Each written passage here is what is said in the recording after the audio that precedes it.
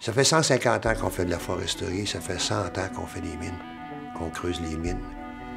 Et encore cette année, je viens de voir le budget. On va subventionner encore et les mines et les forêts à coût de 500 millions. Comment ça se fait qu'après 150 ans, on paye? On paye. C'est le constat qui me choque le plus là-dedans. C'est niaiseux. Comment ça se fait que dans un pays comme le nôtre, avec une des plus grandes forêts du monde, il n'y a même pas une ombre d'IKEA construite?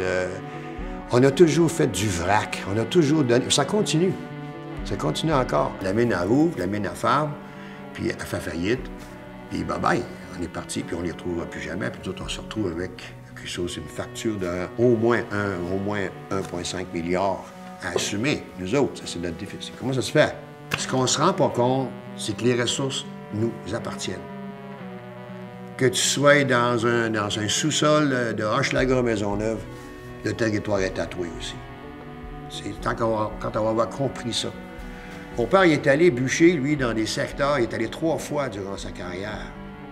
3 fois, au même endroit. Il me disait que en 1945-50, il buvait n'importe quelle eau, d'abord qu'elle coulait. Il n'y a pas longtemps, là, ça. C'est une génération. Aujourd'hui, qui ose, sur tout le territoire Québec, de prendre une tasse puis de boire de l'eau?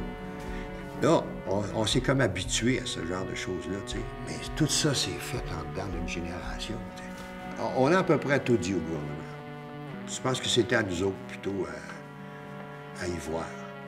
Tu sais, puis un gouvernement, c'est bien simple, ça s'occupe d'un sujet quand la rue est pleine de monde en avant d'eux autres. That's it, hein?